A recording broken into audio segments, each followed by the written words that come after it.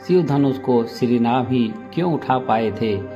रावण ने कैलाश पर्वत को उठा लिया, फिर धनुष क्यों नहीं उठा पाया? और राम ने कैसे धनुष तोड़ दिया?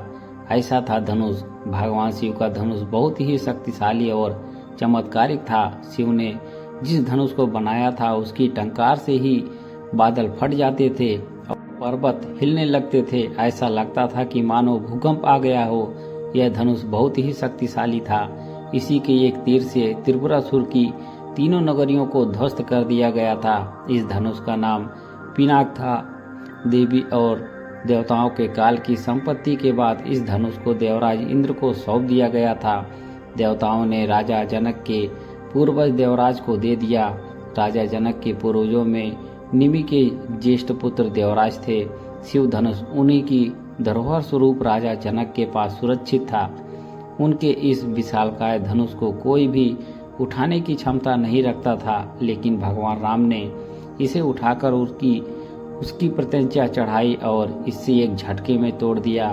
श्री रामचरितमानस में एक चौपाई आती है, उठहूँ राम भजहूँ भव चापा, मेटहूँ तात जनक परितापा। इसका अर्थ है, गुरु विश्वामित्र जनक जी को बेहद परेशान और निराश देखकर श्री राम जी से कहते हैं कि हे पुत्र श्री राम, उठो और भव सागर रूपी इस धनुष को तोड़कर जनक की पीड़ा का हरण करो।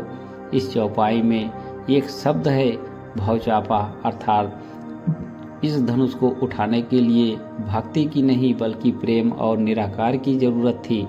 यह मायावी और दिव्य धनुष था। इसे उठाने के लिए दैविक गुणों की जरूरत थी। कोई अहंकारी इसे नहीं उठा सकता था। वह कैलाश पर्वत को उठा सकता था, लेकिन धनुष नहीं। धनुष को तो वह हिला भी नहीं सकता था। बंद धनुष के पास एक अहंकारी और शक्तिशाली व्यक्ति का घमंड लेकर गया था।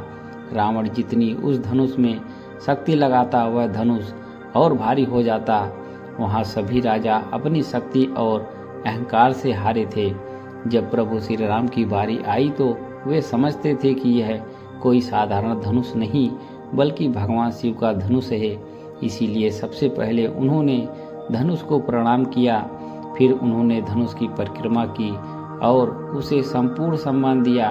प्रभु श्री राम की विनयशीलता और निर्मलता के समक्ष धनुष का भारीपन स्वतः ही तिरोहित हो गया और उन्होंने उस धनुष को प्रेम पूर्वक उठाया और उनकी प्रत्यंचा चढ़ाई और उसे झुकाते ही धनुष खुद ब खुद टूट गया।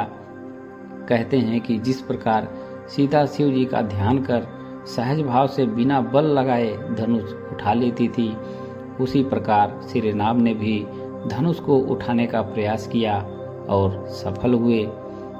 कथा पसंद आई हो तो वीडियो को एक लाइक अवश्य करें और कमेंट में जय श्री राम जरूर लिखें। हमारे चैनल पर बने रहने के लिए आप सभी का धन्यवाद।